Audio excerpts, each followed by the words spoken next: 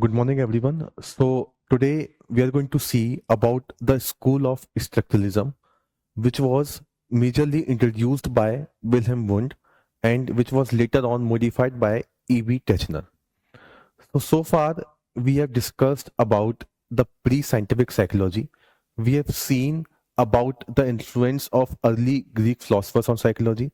We have seen about the influence of modern Greek philosophers on psychology. Okay, so this we have seen about the empirism, nativism, Immanuel Kant, and these famous people, and what are their impact on psychology. After this, I told you that after the philosophy, when psychology was started as a separate disciple, then this credit is given to this person, Wilhelm Wundt. So Wilhelm Wundt set up his first laboratory in 1879 in Leipzig, which is a place in Germany, and from there he started studying psychology as a separate discipline.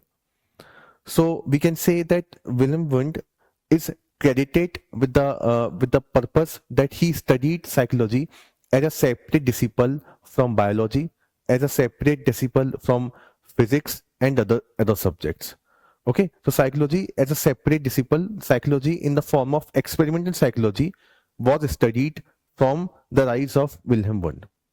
Okay, so this name is very important, and he has given various concepts which actually inspire other schools, which actually inspire other major schools, majorly structuralism and the next functionalism also.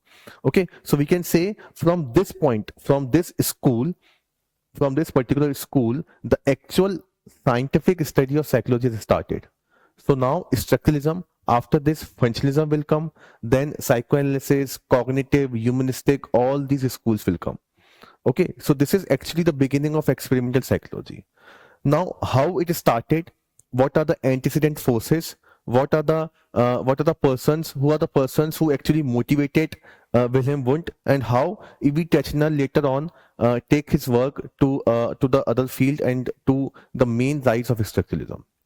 Okay, so we can say what happens in like Wilhelm Wundt in 1879, he did an experiment, and the experiment was very simple. There is a ball. This ball is hitting on the ground. Okay, and when the ball is hitting on the ground, what you need to do, you need to press this alarm. आपको ये alarm बजाना है. ठीक है, तो अब इसमें क्या हो रहा था, देखिए दो conditions, he has observed two conditions over here. The first one is push a button when a ball dropped. Okay, push a button when consciously become aware of hearing the ball hit the ground. आपको दो condition में ये bell दबानी है. The first condition is when the ball dropped, जब ये drop हो जाए तब आपको बेल बजानी है. दूसरी कंडीशन में आपको बेल जब बनानी है when you become consciously aware कि बॉल ग्राउंड पर हिट करने वाली है. Okay, so this is a different point and this is very important. ठीक है, तो in the first condition when the alarm was hit, the ball hit the ground, the time is 1/10th of the second. But this time is different, 2/10th of the second. So we can say you are becoming consciously aware before the time when it is hitting on the ground. आपका consciousness पहले काम करना शुरू कर दिया. ऐसा difference क्यों आ रहा है? Why there is difference?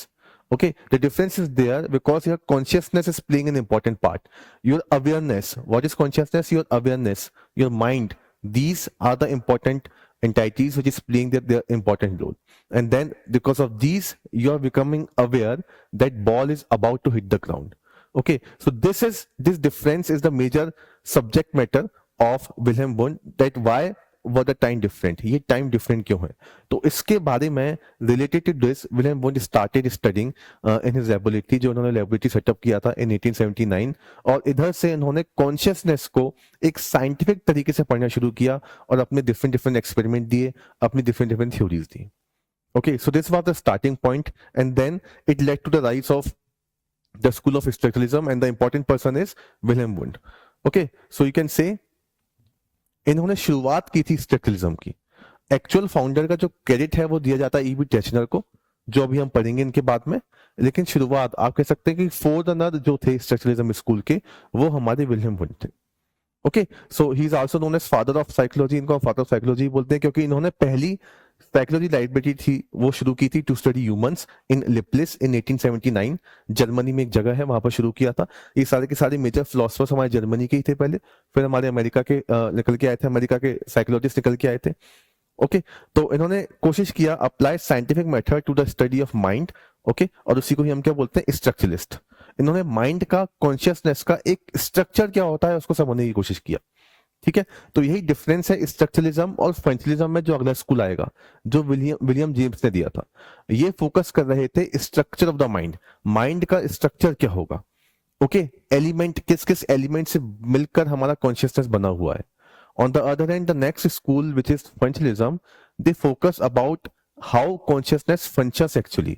What are the practical application of our consciousness? Okay, so their subject matter is different. तो अभी हम स्ट्रक्चरलिज्म पर ध्यान देंगे, then we will come upon the functionalism also. Okay so यहाँ से हमारा ये जो पर्टिकुलर स्कूल है ये शुरुआत यहाँ से हो जाती है। And then he has given certain concept, इन्होंने अपने अपने कुछ कंसेप्ट दिए। ओके कंसेप्ट देखने से पहले हमें ये देखना पड़ेगा कि इसकी बिगिनिंग कैसी हुई। तो हमने हर एक चैप्टर में, हर एक में टॉपिक में, कोई सा भी स्कूल था हमने उसके एंटीसीडेंट फोर्सेस देखे हैं, that how that particular school emerges. Okay, so we also need to understand that what are the beginning forces or what are the antecedent forces which actually give rise to the school of structuralism. Okay, तो इनको जो credit दिया जाता है, जिनने इनको inspire किया, the famous name is John Locke. आपको याद होगा जॉन लॉक के बारे में हमने पढ़ा था, mind is tabula rasa. Okay so John Locke is the first person who talk about the experiences. इन्होंने क्या बात किया था कि सब्जेक्ट मैटर क्या होना चाहिए, एक्सपीरियंसेस होना चाहिए। Okay he focuses upon the experience, कि हम जो एक्सपीरियंस करते हैं दैट इज इंपॉर्टेंट। और वहीं से ही इन्होंने अपना एक्सपीरियंस वाला कंसेप्ट ही विलियम वुड ने उठाया और इन एक्सपीरियंस को पढ़ने की कोशिश की। अब आप कोई भी चीज एक्सपीरियंस कब कर पाओगे, when you are conscious, when you are aware. Okay तो इन्हीं एक्सपीरियंस के बारे में जो जॉन लॉक ने प्रिंसिपल दिया था उसी को ही फर्दर ही आगे लेके जाते हैं, और with different different principles, with different different methods ये इसको समझने की कोशिश करते हैं। Okay this is the first person John Locke. There is also one important name जो हमने पढ़ा था, अलेक्जेंडर बेन। उन्होंने बताया था कि कैसे हम अलग अलग एलिमेंट को एसोसिएट कर पाते हैं। The principle of association was given by Alexander Ben. Okay तो जॉन लॉक से एक्सपीरियंस का कंसेप्ट लिया और इन एक्सपीरियंस को हम कैसे एसोसिएट कर पाते हैं ताकि हम एक मीनिंगफुल सेंटेंस या मीनिंगफुल एंटाइटी में उसको कन्वर्ट कर सकें। ये कंसेप्ट इन्होंने कहां से सीखा, अलेक्जेंडर बेन से सीखा। अलेक्जेंडर बेन ने एसोसिएशन का प्रिंसिपल दिया था। ओके तो ये हमने दो स्कूलों के बारे में पढ़ा था, दो लोगों के बारे में पढ़ा था। अदर देन दिस, जब साइकोलॉजी की शुरुआत हो गई एक्सपेरिमेंटल साइकोलॉजी की तरह पढ़ने में, तो फिर और भी काफी लोग आए जिन्होंने इनको पढ़ने की कोशिश की। ठीक है, among them there is also one important name, the name is Fechner. About Fechner I hope you have studied also, या फिर आप लोग पढ़ेंगे। Gustav Fechner is a complete name. इनके बारे में सेंसेशन, अटेंशन, परसेप्शन चैप्टर में पढ़ा जाता है। Gustav Fechner was actually a psychophysicist. Psychophysics पर इन्होंने काफी काम किया था। ठीक है, साइकोफिजिक्स मतलब how can we apply the concept of physics in psychology? You know that right now psychology is a multidisciplinary branch. We can apply the concept of physics in psychology also, chemistry psychology also, neurotransmitters, biology psychology also, cognitive neuropsychology, okay, society and psychology also, social psychology, okay, economics and psychology also, economical psychology. So it's a multidisciplinary branch. In the same way we can also apply the concept of physics in psychology, and the concept was actually derived by Gustav Fechner. इन्होंने काफी सारे law दिए थे जिनकी help से हम क्या कर सकते हैं, हम अपने सेंसेशन को मेजर कर सकते हैं। ओके फॉर एग्जाम्पल, एक गिलास पानी है, उसमें आपने शुगर डालना शुरू किया। ओके आपने शुगर डाला, आपने एक चम्मच शुगर डाला, आपने कुछ भी डिफरेंट फील नहीं किया, और थोड़ा बढ़ाया, डिफरेंट फील नहीं किया। एक पॉइंट ऐसा आएगा जब आपको डिफरेंस फील होना शुरू हो जाएगा। तो उस पॉइंट को आप मेजर कैसे करेंगे जहां पर आपको डिफरेंस फील होना शुरू हो गया। ओके तो ये तरीके क्या होते हैं, what are the method of measurement, this was actually given by Gustav Fechner. तो ये एक्सपीरियंस आपको कब हुआ कि वो डिफरेंस आना शुरू हो गया, उसको एक्चुअली में बोला जाता है JND, जस्ट नोटिसेबल डिफरेंस, जो हम पढ़ेंगे सेंसेशन चैप्टर में। तो उन्होंने इसके अलग अलग मेजरमेंट दिए थे, फ्रेशनल लॉ, वेबर लॉ, सब यहीं से निकल के आए थे। तो इनसे भी काफी इंस्पिरेशन ली थी हमारे विलियम वुंड ने, ठीक है। और इनसे भी इंस्पिरेशन लेकर इन्होंने अलग अलग मेथड बताए जिनकी हेल्प से हम अपने एक्सपीरियंसेस को समझ सकते हैं, हम हमारे सेंसेशन को समझ सकते हैं। Okay, so these are the main people who actually inspire Wilhelm Wundt, and then he gave his separate school which is known as structuralism. ठीक है, यहां से हमारी फोल्डरिंग शुरू हो जाती है स्ट्रक्चरलिज्म की। ठीक है, तो ये हमारे क्या हो गए, कुछ एंटीसीडेंट फोर्सेस हो गए, जॉन लॉक, अलेक्जेंडर बेन और गुस्ताव फ्रेशनर। आफ्टर दिस फिर क्या हुआ, इन्होंने इसको पढ़ना शुरू कर दिया, इन्होंने बताना शुरू कर दिया कि हम अपने एक्सपीरियंसेस को कैसे समझ सकते हैं, हमारे कॉन्शियसनेस को कैसे समझ सकते हैं, क्या क्या एलिमेंट होते हैं इसमें, क्या क्या हमारी फीलिंग होती है, इनके बारे में बात शुरू की। इन्होंने बताया कि क्या मेथड को अडॉप्ट करना चाहिए, what method we can adopt, okay, to study the process of consciousness, what method could be adopt to study experiences. ठीक है, माइंड बॉडी प्रॉब्लम के बारे में भी इन्होंने कुछ बताया कि माइंड बॉडी प्रॉब्लम क्या होती है। ओके, तो ये हमें कुछ पॉइंट है इनके जो हमें ध्यान रखने पड़ेंगे, जो हमारी हेल्प करेगा साइकोलॉजी को अच्छी तरीके से समझने के लिए, जब हम आगे के मेजर स्कूल्स के बारे में और पढ़ेंगे। Okay, so the first point, जो पहला पॉइंट इन्होंने बताया था, इज द सब्जेक्ट, की सब्जेक्ट मैटर क्या है साइकोलॉजी का। ओके, तो सब्जेक्ट मैटर इनके अकॉर्डिंग क्या है, हमें एक्सपीरियंसेस को पढ़ना है। जॉन लॉक ने क्या बताया, एक्सपीरियंस, वहीं से ही इनका मोटिवेशन मिला था। तो according to William Wundt, experience are very important, study the experience, and according to him these experiences can be divided into two categories. इनको हम दो कैटेगरी में बांट सकते हैं। The first one is immediate experience, आपके कुछ immediate experiences होते हैं और आपके कुछ mediate experiences होते हैं।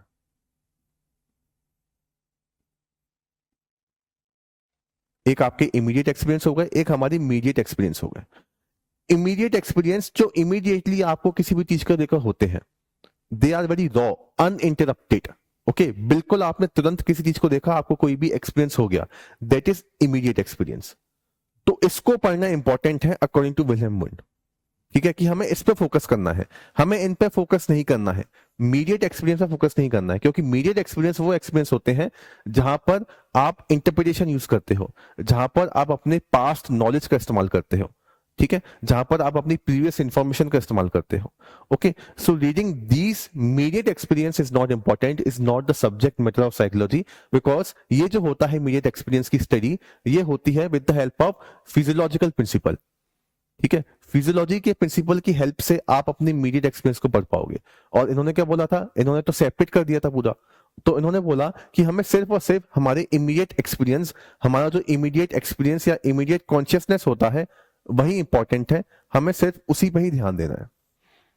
ठीक है, तो जो रॉ अनइंटरप्टेड डेटा हमें मिल रहा है with the help of our sense organs, okay, with the help of our eye, ear, taste, इनसे जो हमें रॉ अनइंटरप्टेड डेटा मिलता है, हमें उसी पे ही फोकस करना है। We will not focus upon the immediate experience.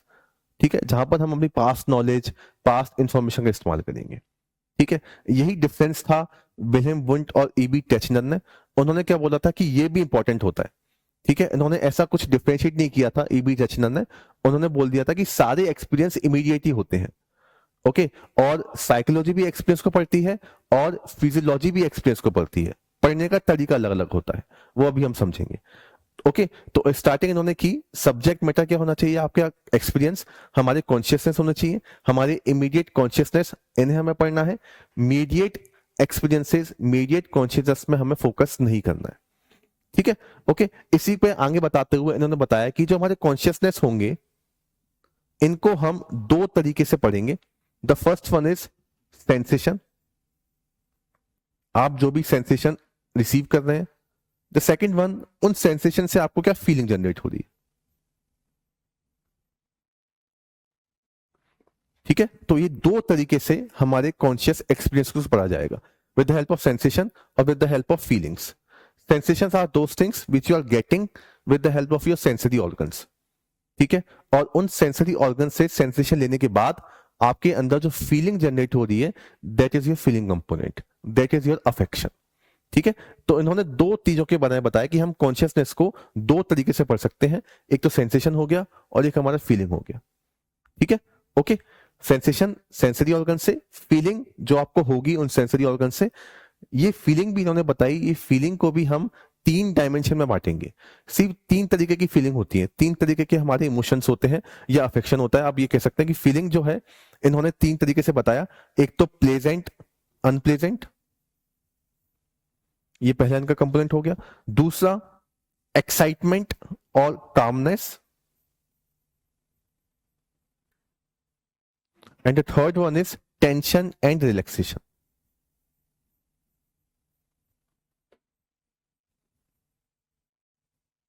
ठीक है, तो जो फीलिंग जनरेट होगी आपकी बॉडी के अंदर, या तो आप प्लेजेंट फील करोगे या आप अनप्लेजेंट फील करोगे। Either you will be excited or calmness, you will be in tension or relaxation. यही प्रोसेस होती है, और कोई भी फीलिंग जनरेट नहीं होती। ये इन्होंने 3 बताया। ठीक है, अब ये जो है ये 3 मॉडिफाई हो जाएंगे बाय टेचनर, वो भी हम पढ़ेंगे, लेकिन शुरुआत यहां से हुई थी तो हमें इनका जो फाउंडिंग प्रिंसिपल था वो समझना पड़ेगा। ओके, तो क्या एक बार हम क्विकली रिकैप करें। इन्होंने बोला कि एक्सपीरियंस को पढ़ना जरूरी है। एक्सपीरियंसेस को हम 2 तरीके से बांटेंगे, इमीडिएट और मीडिएट। इनके अकॉर्डिंग इमीडिएट एक्सपीरियंसेस को समझना काफी इंपॉर्टेंट है। ठीक है, जैसे कि मान लीजिए एक एग्जांपल और लेते हैं। फॉर एग्जांपल आपको टूथ हुआ है, आपके दांतों में दर्द हो रहा है। तो जो दांतों में दर्द हो रहा है, आपको जो सेंसेशन आ रहा है, वो दर्द का जो पेन का जो सेंसेशन आ रहा है, दैट इज इंपॉर्टेंट। ठीक है, अब उस पेन के सेंसेशन से आप रिलेट करोगे कि मुझे पहले भी ऐसा हुआ था, तो मुझे इस दवाई को लेना चाहिए, या मुझे इस पर्टिकुलर डेंटिस्ट के पास जाना चाहिए। ये आपके क्या हो गए, ये इमीडिएट एक्सपीरियंस हो गए। तो इनको पढ़ने की जरूरत नहीं है, इनको नहीं समझना है। जो इमीडिएट हो रहा है हमें उसी को ही समझना है। That is our subject matter. Okay, सिर्फ वही हमारा सब्जेक्ट मैटर है। ठीक है, और फिर ये कॉन्शियसनेस, हम मतलब आपको जो हो रहा है, टूथ हो रहा है तो आपको एक सेंसेशन हो रहा है, उसकी वजह से आपको पेन, अनप्लेजेंट वाली फीलिंग आ रही है, ये अनप्लेजेंट वाली फीलिंग आ गई। ठीक है, ओके, तो ये सेंसेशन हो गया, आपको टूथ हुआ और फीलिंग आई आपको अनप्लेजेंट। तो इस 2 तरीके से ही हम कॉन्शियसनेस को पढ़ते हैं, आइदर इन सेंसेशन और फीलिंग। ठीक है, सेंसेशन होगा, फीलिंग होगा। ये जो 3 तरीके के सेंसेशन फीलिंग क्रिएट होती है, pleasant, unpleasant, excitement, calmness, tension, relaxation, इसी को ही विलियम बुट ने, इसी को ही हम बोलते हैं try dimensional theory of feeling. Try dimensional theory of feeling. Although this theory was later on rejected, लेकिन शुरुआत यहां से हुई थी तो उसको समझना जरूरी हो जाता है। ठीक है, तो यहां तक हमारी बात होती है, ये हमें समझ में आ गया सब्जेक्ट मैटर क्या है साइकोलॉजी का according to William Wundt. The next one is principle of creative hypothesis. Okay, इसमें इन्होंने क्या बताया, प्रिंसिपल ऑफ क्रिएटिव हाइपोथेसिस में, कि जितने भी हमारे एक्सपीरियंसेस क्रिएट होते हैं, that is actually amalgamation of separate small small experiences. Okay, that is creative hypothesis, or not the hypothesis, actually creative synthesis is a good word। ठीक है, ये मिस्टेक है यहाँ पे, क्रिएटिव सिंथेसिस। ठीक है, जैसे बहुत छोटे छोटे एटम मिलकर, एलिमेंट मिलाकर एक बड़ा कंपाउंड बनाते हैं, ऐसे ही छोटे छोटे एक्सपीरियंस मिलकर एक कॉम्प्लेक्स कंपाउंड, एक कॉम्प्लेक्स एक्सपीरियंस क्रिएट करते हैं। ठीक है, ओके, तो छोटी छोटी फीलिंग, जैसे आप पेन को देखेंगे तो पेन अगर हमें हो रहा है, एक सेंसेशन अगर क्रिएट हो रहा है, तो it would also be made up of small small various small small element, काफी छोटे छोटे एलिमेंट से मिलकर बना होगा, और फिर वो एलिमेंट से हमें एक फीलिंग जनरेट हो गई, that is our complex feeling. ठीक है, तो that is principle of creative synthesis. Okay, जो छोटे छोटे एलिमेंट से मिलकर एक बड़ा कॉम्प्लेक्स कंपाउंड बनता है। ठीक है, उसमें क्या बोलते हैं ये, कि जैसे मान लीजिए एक कॉम्प्लेक्स कंपाउंड जब बन गया, for example A1, A2, A3, A4, इससे मिलकर एक कॉम्प्लेक्स कंपाउंड बनता है A। ठीक है, अब इनके according to this principle, the characteristics of this particular A compound would be different from A1, A2, A3, A4।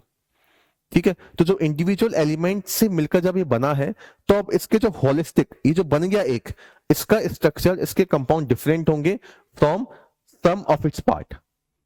ठीक है, और द सेम कंसेप्ट आपने, अगर आप रिलेट कर पाए, the same concept is also given by Gestalt psychology. जो Gestalt psychology, वो भी क्या बोलती थी, the whole is actually not the some of its part. ठीक है, मतलब जब होल को हम देखेंगे तो वो सम ऑफ इट्स पार्ट्स नहीं है। जैसे मान लीजिए एक आपने एक कोई भी म्यूजिक टोन निकाल लिया आपने, ठीक है, आपने आप पियानो बजा रहे हैं, आपने कोई भी एक नोट बनाया, ठीक है, और आपका ये नोट बन गया। अब इस नोट की इंपॉर्टेंस है, होल की इंपॉर्टेंस है, इन पार्ट्स की इंपॉर्टेंस थोड़ी ना है। अगर आप इस पार्ट को अलग से पढ़ोगे, इसको पढ़ोगे, इसको पढ़ोगे, इसको पढ़ोगे, तो उसकी तो कोई वैल्यू नहीं है। अब पार्ट से मिलकर एक होलिस्टिक कंपाउंड आ गया, एक होलिस्टिक नोट आ गया, तो वो इंपॉर्टेंट है। ठीक है, इन द सेम वे आपने कोई डिश बनाई, ओके, आपने कोई डिश बनाई, डिश बनाने से पहले आपने उसके अंदर कुछ डाला, मसाला या नमक, आटा, कुछ भी लिया, उससे एक डिश बन गई। तो उस डिश का जो स्ट्रक्चर रहेगा, डिश का जो कॉन्स्टिट्यूएंट्स रहेंगे, जो डिश का जो फीलिंग होगा, that will definitely different from sum of its part. ठीक है, नमक का टेस्ट अलग होगा, मिर्ची का टेस्ट अलग होगा, ठीक है, और कोई भी आपने डाला मसाला, उसका टेस्ट अलग होगा। अब सब मिलकर अगर एक बन गया कोई भी डिश, तो उसका डेफिनेटली टेस्ट अलग निकल के आएगा। ठीक है, that is principle of creative hypothesis. ठीक है, कि जो हॉलिस्टिक कंपाउंड निकल के आता है, उसके फीचर्स, उसके कैरेक्टरिस्टिक डिफरेंट होंगे from this one, this one, this one, this one, जो इंडिविजुअल वो बना रहे हैं। ठीक है, और इसी प्रिंसिपल ऑफ क्रिएटिव हाइपोथेसिस ने बाद में गेस्टाल्ट साइकोलॉजी को इंस्पायर किया, जहां से उन्होंने अपना हॉलिस्टिक का कंसेप्ट दिया था। ठीक है, सो दो बातें हो गई, सब्जेक्टिव मैटर क्लियर हो गया, principal of creative hypothesis clear हो गया। द थर्ड वन इज, पहले हम मेथड देखते हैं। मेथड बहुत सिंपल है। इन्होंने क्या बोला कि जो मेथड इस्तेमाल होता है इस कॉन्शियसनेस को समझने के लिए, इस प्रोसेस को समझने के लिए, हम जो मेथड का इस्तेमाल करेंगे, that method is introspection method. ठीक है, introspection, method of introspection. Introspection method क्या बोलता है कि आप उसमें इंट्रोस्पेक्ट करो, तोड़ के देखो चीजों को। Okay, so it is not just observation. Observation अलग चीज होता है। ऑब्जर्वेशन में तो आप उसको ऑब्जर्व कर रहे हैं ऊपर से। इंट्रोस्पेक्ट में आपको क्या करना है, आपको उसको ब्रेक करना है। Okay, so for example, let's say Apple, तो एप्पल किस कलर का है, रेड, तो वो तो हो गया काम, आपने जजमेंट सुना दी फाइनली। ये नहीं करना है, आपको उस एप्पल को इंट्रोस्पेक्ट करने के लिए क्या करना पड़ेगा, उसकी फीलिंग देखनी पड़ेगी। उस एप्पल का रेड कलर आपकी आंखों में आ रहा है, ओके, ठीक है, तो उसकी इमेज कैसी बन रही है, उसका आपको फीलिंग कैसे आ रहा है, उसका टेस्ट कैसा है, उसके अलग अलग सेंसेशन आपको देखने पड़ेंगे, उसको छूकर आपको कैसा लग रहा है, उसको टच करके आपको कैसा लग रहा है। ठीक है, that is important, this is the process of introspection. ठीक है, अब इसके बारे में हम और बात करेंगे, क्योंकि इसको बेटर तरीके से ईबी टैचर ने बता दिया था, वो सेम कंसेप्ट है जो यहाँ पर है वहां पर है, तो वहां पर डिस्कस कर लेंगे। ठीक है, तो ये दो कंसेप्ट इनके थोड़े से अलग है।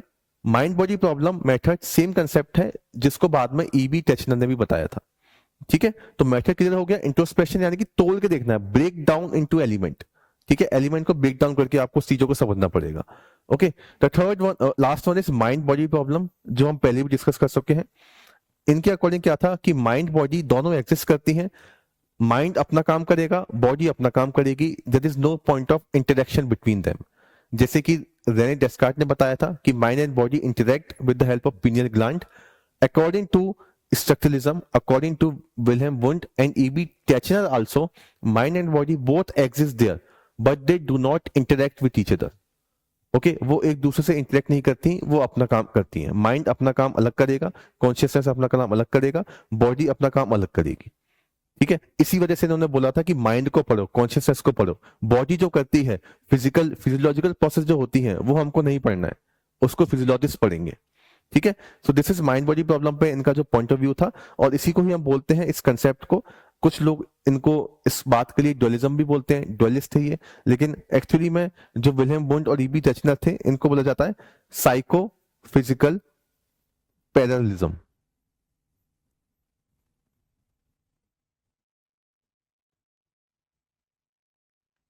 साइको फिजिकल पैरेललिज्म, ठीक है, ओके, साइको फिजिकल पैरेललिज्म। ठीक है, तो माइंड और बॉडी दोनों काम कर रही है, but there is no point of interaction between them. उनके पॉइंट, उनके बीच में कोई भी इंटरेक्शन नहीं है, लेकिन काम दोनों करते हैं, दोनों अपना काम इंडिपेंडेंटली करते हैं। Okay, so these are some of the point of William Wundt. यहां से शुरुआत होती है। So he is considered as the forerunner of the school of structuralism. इसके बाद ईबी टैचनर आएंगे। जस्ट क्विकली रिकैप करते हैं। The first one is contribution subject matter. इनका क्या हो गया, एक्सपीरियंस दो तरीके के होंगे, इमीडिएट और मीडिएट। इनका फोकस सिर्फ और सिर्फ इमीडिएट वाले पे है, मीडिएट पे इनका फोकस नहीं है। कॉन्शियसनेस को we can simplify, we can study this in the way of sensation और फीलिंग। सेंसेशन जो हमारे सेंसरी ऑर्गन से रिसीव होगी इंफॉर्मेशन। फीलिंग के पर्पस पे इन्होंने बताया कि ट्राई डायमेंशनल थ्योरी होती है 3 तरीके से, pleasant, unpleasant, excitement, calmness, and the last one is tension and relaxation. Then method adopted is introspection, and इनका जो पॉइंट ऑफ व्यू था माइंड बॉडी प्रॉब्लम पर, ये क्या बोलते थे, साइकोफिजिकल पैरेललिज्म, दोनों काम करेंगे लेकिन दोनों में इंटरेक्शन नहीं होगा, माइंड अपना काम अलग कर रहा है, बॉडी अपना काम अलग कर रही है। ठीक है, इसके बाद इन्हीं सब पॉइंटों को और बेटर तरीके से ईबी टचनर पढ़ते हैं, और ईबी टचनर निकल के आते हैं इन 1832 टिल 1920। ठीक है, ये हमारे विलियम जेम्स हो गए। टेचनर उसी टाइम पे थे 67 1927, उसके अप्रोक्स थोड़ा बहुत अलग अपना काम कर रहे थे। ठीक है, और ये अपना जो टेचनर था, ये इनको समझा जाता है स्ट्रक्चरलिज्म का असली फाउंडर, क्योंकि ये जितनी भी बातें थी जो अभी तक विलियम वुड ने की, इन सब बातों को उन्होंने एक सिस्टमेटिक तरीके से बता दिया और कुछ पॉइंट को रिजेक्ट भी कर दिया। ठीक है, तो इस वजह से इनको ज्यादा इंपॉर्टेंस दी जाती है, इनको क्रेडिट दिया जाता है that he is actually the founder of this particular school. Okay, अब इनके क्या क्या पॉइंट थे, इफ यू कैन सी, वही सब बातें। इनका सब्जेक्ट मैटर क्या होगा, इनके इमोशन क्या होंगे, इनकी माइंड एंड बॉडी, इमोशन के बारे में क्या बात की, माइंड बॉडी प्रॉब्लम इनका क्या पॉइंट ऑफ होगा, और मेथड इनने क्या अडॉप्ट किया। ठीक है, तो सबसे पहले the first one is subject matter. Okay, अब ये क्या बोलते थे, सब्जेक्ट मैटर जो आपका एक्सपीरियंसेस के बारे में, बात तो वही चल रही है। अब इन्होंने क्या बोला, इन्होंने डिफरेंशिएट नहीं किया किसी भी एक्सपीरियंस को इमीडिएट और मीडिएट के फॉर्म में। इन्होंने बोला कि सारे के सारे एक्सपीरियंस हमारे इमीडिएट एक्सपीरियंस ही होते हैं, all the experience are immediate experience. ठीक है, जितने भी एक्सपीरियंस हैं सारे इमीडिएट होते हैं, सबको पढ़ना इंपॉर्टेंट है, all experiences are important. Okay, तो जो हमारे विलियम वुड बोलते थे कि इमीडिएट को साइकोलॉजी पढ़ेगा और मीडिएट को हम नहीं पढ़ेंगे, ऐसा इन्होंने नहीं बताया। इन्होंने बोला कि साइकोलॉजिस्ट और फिजियोलॉजिस्ट दोनों लोग एक्सपीरियंसेस को पढ़ते हैं।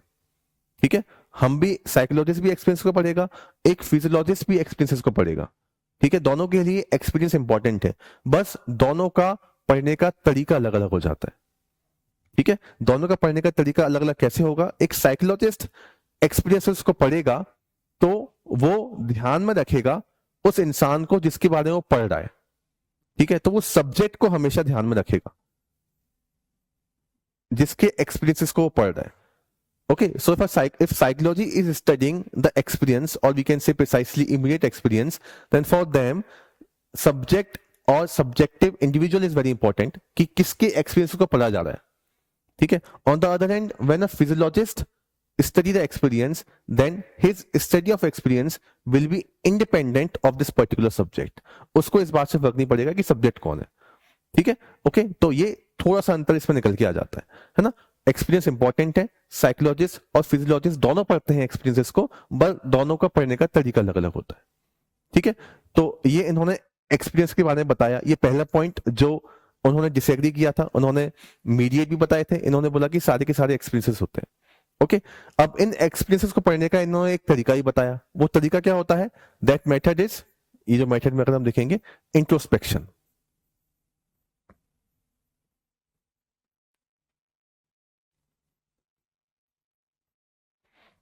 ठीक है, इंट्रोस्पेक्शन मेथड, इंट्रोस्पेक्शन मेथड से हमें इन एक्सपीरियंसेस को पढ़ना है। ठीक है, ये जो इमीडिएट एक्सपीरियंसेस है ना, इनको पढ़ना है। ओके, और इसमें भी हमें क्या पढ़ना है, जैसे वहां पे क्या था कॉन्शियस, वहां पे एक्सपीरियंस में क्या क्या था, सेंसेशन और फीलिंग। यहां पे क्या किया जाता है, यहां पे हमारे एक तो सेंसेशन आ जाते हैं, एक हमारा इमेजेस आ जाता है, और एक हमारा अफेक्शन आ जाता है। ठीक है, तो इन्होंने इस 3 तरीके से इसको डिवाइड कर दिया था। जैसे उन्होंने बोला था सेंसेशन और फीलिंग, इन्होंने बोल दिया था कि सेंसेशन, इमेजेस और अफेक्शन। ओके, तो जब भी हम किसी को भी देखेंगे, ओके, तो हमें एक तो सेंसेशन आएगी, हम उससे रिलेटेड कोई ना कोई इमेज भी क्रिएट होगी हमारे माइंड में। फॉर एग्जाम्पल, मैं मान लीजिए एप्पल को देख रहा हूँ या किसी भी फ्रूट को देख रहा हूँ, तो उस फ्रूट को देखकर मुझे सेंसेशन आएगा कि उसका रेड कलर है, उसका टेस्ट ऐसा है, उसका टच ऐसा है। इमेज भी क्रिएट होगी कि मैंने अपनी किसी फ्रेंड के साथ में वो फ्रूट खाया था, या मैंने उस मार्केट से उस फ्रूट को लिया था।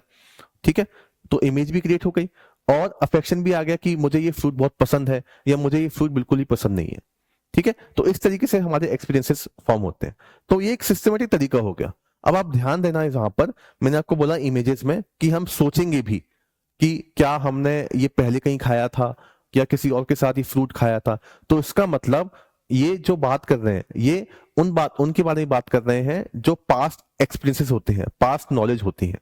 दे are also focusing upon that particular concept, they are also focusing upon higher mental processes.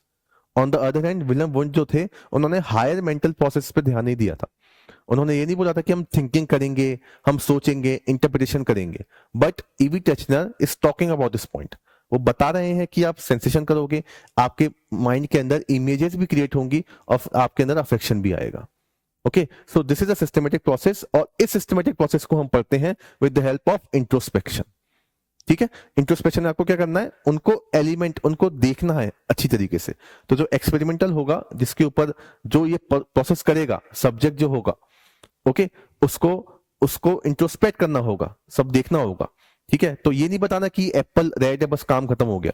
तो एप्पल के बारे में आपके क्या माइंड में क्या क्या इमेजेस क्रिएट हो रही हैं आप ये बताइए, आपके अंदर क्या क्या फीलिंग आ रही है आप ये बताइए, उसको टच करने पे आपको क्या लग रहा है, ठीक है, उसको टेस्ट करने में आपको कैसा लग रहा है, क्या क्या सेंसेशन आ रहा है। तो दिस इज व्हाट इंट्रोस्पेक्शन। ठीक है, तो जो इंट्रोस्पेक्ट करेगा उसको बहुत ज्यादा एक्सपर्ट होना पड़ेगा। ठीक है, उसको अनबायस होना पड़ेगा, उसको बहुत केयरफुल तरीके से अटेंटिव होना पड़ेगा। अगर उसने अपनी अटेंशन लूज की तो वहीं पे ही काम खत्म हो गया। ठीक है, तो सेंसेशन आपने हम अपने सेंसेस को कंट्रोल में कब लेके आ पाते हैं, जब हम बहुत ज्यादा अटेंटिव होते हैं। जब हम अटेंटिव होंगे ही नहीं तो हमारे सेंसेस कंट्रोल में कैसे आएंगे। ठीक है, कहते हैं ना कि जिनका अपनी इंद्रियों पर वश है वो दे कैन डू एवरीथिंग, जो अपने सेंसेस पे कंट्रोल कर पाते हैं।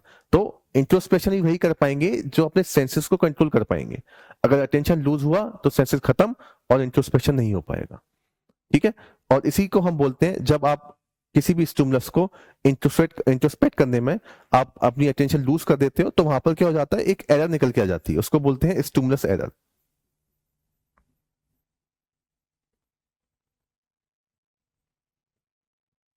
ठीक है, जैसे कि मान लीजिए फॉर एग्जांपल आप पिज्जा टेस्ट कर रहे हैं, आपने पिज्जा टेस्ट किया और आपने बोल दिया कि this pizza is like this pizza is चीज पिज्जा। आपने ये बोल दिया दिस पिज्जा इज चीज पिज्जा। तो ये क्या हो गया, ये आपकी स्टिमुलस एरर हो गई, ये आपने गलती कर दी, आपने इंट्रोस्पेक्ट नहीं किया। जब आप इंट्रोस्पेक्ट करोगे तो आप ये बताओगे पिज्जा खाते वक्त कि आपको अपनी टंग पे क्या फीलिंग आ रही है, आपको उसकी स्मेल से कैसा लग रहा है। ठीक है, ओके, आपको उसका टेस्ट कैसा आ रहा है, आपको क्या फीलिंग जनरेट हो रही है, आपके माइंड में क्या कोई इमेज क्रिएट हो रही है, क्या आपने पहले कभी ऐसा कोई पिज्जा खाया था। This is what introspection is, ये हमारा इंट्रोस्पेक्शन होता है। ठीक है, ओके, और यहीं से ही फिर अलग अलग तरीके के सेंसेशन के कंसेप्ट जनरेट होते हैं जो आप सेंसेशन अटेंशन परसेप्शन चैप्टर में पढ़ोगे। जैसे कि फॉर एग्जांपल विजुअल परसेप्शन है ना, auditory perception, auditory sensation, tactile होता है, ओके, गस्टरी होता है, ओके, अलग अलग तरीके के निकल के आते हैं, वो अभी हम आगे पढ़ेंगे। ठीक है, तो ये हमारा क्या हो गया, इंट्रोस्पेक्शन का मेथड हो गया, जिससे आप कॉन्शियस एक्सपीरियंसेस को देख पाओगे और ये हमको समझने की कोशिश करनी है। ठीक है, और स्टिमुलस एरर होती है अगर आप उसमें अटेंटिव फील नहीं कर पाते हो तो। ठीक है, ओके, जैसे एक एग्जांपल और ले, मान लीजिए आपने लेमन है आपके पास में, ठीक है, लेमन लेमन को आपने टेस्ट कर दिया, आपको टेस्ट कराया कुछ भी, आपकी आंखों में पट्टी लगी हुई है, आपने तुरंत बोल दिया लेमन है, तो मतलब आपने स्टिमुलस एरर कर दी। आपको क्या बताना है, आपको इंट्रोस्पेक्ट करना है कि लेमन आपने रखा टंग पर तो आपको क्या फीलिंग आई, उसको होल्ड करके आपको क्या फीलिंग आई, क्या सेंसेस आए आपको। ठीक है, उसकी स्मेल से क्या लगा आपको, ओके, उसके टेस्ट से क्या लगा आपको। दिस इज इंट्रोस्पेक्शन, ये हमारा इंट्रोस्पेक्शन होता है। ओके, आई थिंक जो कंसेप्ट है वो आपको क्लियर हो गया होगा, और बहुत डिटेल में हमको करना तो है नहीं एक्सपेरिमेंट, हमको लिखना है सिर्फ।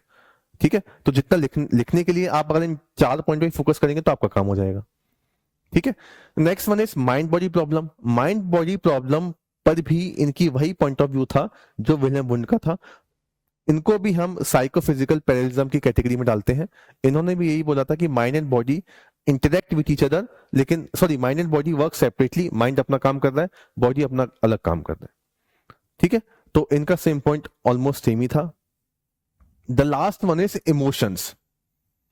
ठीक है, इमोशंस के बारे में इन्होंने क्या बोला था कि emotions are nothing but subjective experiences, हमारे सब्जेक्टिव एक्सपीरियंसेस हैं। मतलब किसी भी चीज को अगर हम जो ले रहे हैं, सेंसेशन जो ले रहे हैं, तो उसको हम क्या एक्सपीरियंस कर रहे हैं विद द हेल्प ऑफ दो sensation, this is our emotion, ये हमारे इमोशन होते हैं। ठीक है, तो इन्होंने इमोशन को बोला था कि सिर्फ और सिर्फ दो तरीके के इमोशन होते हैं, एक हमारा होता है प्लेजेंट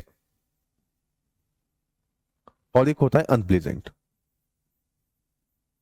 बस। और इमोशन क्या हो गए? Emotion are nothing but subjective experiences, मतलब आपको जो डिफरेंट डिफरेंट सेंसेशन है, जब वो इकट्ठे होकर आ गए तो आपके अंदर इमोशन क्रिएट हो गया। और दो कैटेगरी होती है, प्लेजेंट और अनप्लेजेंट, और कुछ नहीं होता। Joy, happy, fear, laughter, these are only the label which are given in different different culture. अलग अलग कल्चर ने अलग अलग लेबल दे दिए। हम दो तरीके से बताएंगे, प्लेजेंट और अनप्लेजेंट से। तो जैसे मान लीजिए for example you are going for a movie, आपको मूवी देखने के लिए गए, कोई हॉरर मूवी है, तो जैसे ही आपने आपने हॉरर मूवी को देखा तो आपकी मसल में टेंशन आ गई। ठीक है, मसल में टेंशन आ गई, आपको आपको कपकपाहट शुरू, ट्रेम्बल आपकी बॉडी करने लगी। ओके, आपकी बॉडी स्वेट करने लगी। ओके, उस मूवी को देखकर।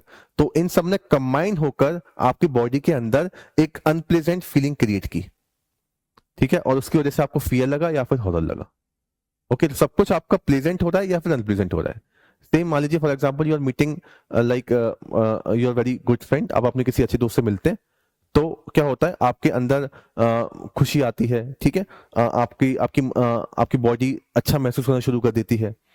ओके, अच्छे अच्छे बेटर हार्मोन्स निकलना रिलीज होना शुरू हो जाते हैं। ओके, तो उसमें क्या हो रहा है, आपको प्लेजेंट फील हो रहा है, और उसी को हम क्या बोलते हैं, जॉय बोल देते हैं। ठीक है, okay, so this is pleasant unpleasant, इसी की बेसिस पर सारे इमोशंस को डिफाइन किया जा सकता है। ओके, तो सब्जेक्टिव मैटर क्लियर हो गया, इमोशन क्रिएट हो गया, माइंड बॉडी पर तो क्लियर है ही, और मेथड हमने कर दिया, इंट्रोस्पेक्शन का मेथड होता है। So this is the school of structuralism which was given by William Wundt और EB Titchener. Now you can easily write a very good answer upon this, अगर ये कहीं पे भी आता है। ठीक है, इसकी लिमिटेशन भी देखेंगे जब हम फंक्शनलिज्म के बारे में देखेंगे, अगला जो स्कूल है हमारा फंक्शनलिज्म। तो अगर आपने इतना समझ लिया तो आसानी से हम इन दोनों के बीच में एक कंपैरेटिव एनालिसिस भी क्रिएट कर सकते हैं। जैसे कि अगर मैं बोलूं विलियम वुंड और टेचनर के बीच में क्या क्या सिमिलरिटी है, इन दोनों के बीच में क्या क्या सिमिलरिटी है। दोनों ने कॉन्शियस एक्सपीरियंसेस के बारे में बात की, दोनों ने इंट्रोस्पेक्शन का मेथड बताया,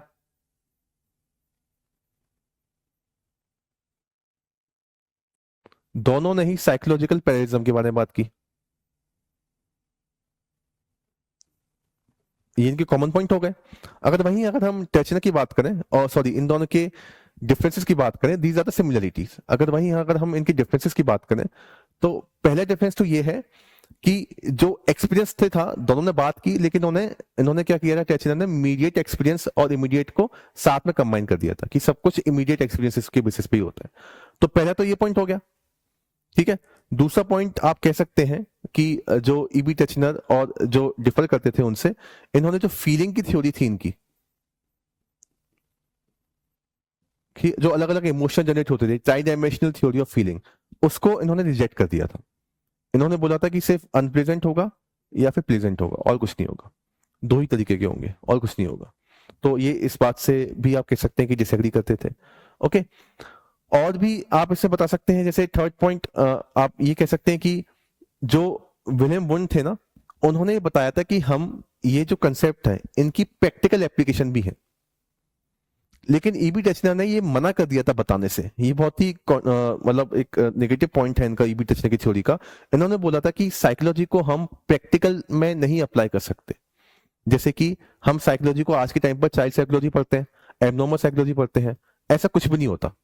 इन्होंने बोला था कि psychology is a pure science, इसको हम प्रैक्टिकल तरीके से नहीं पढ़ेंगे, इसको हम साइंटिफिक लेबोरेटरी में ही पढ़ेंगे बस, और कहीं नहीं पढ़ेंगे।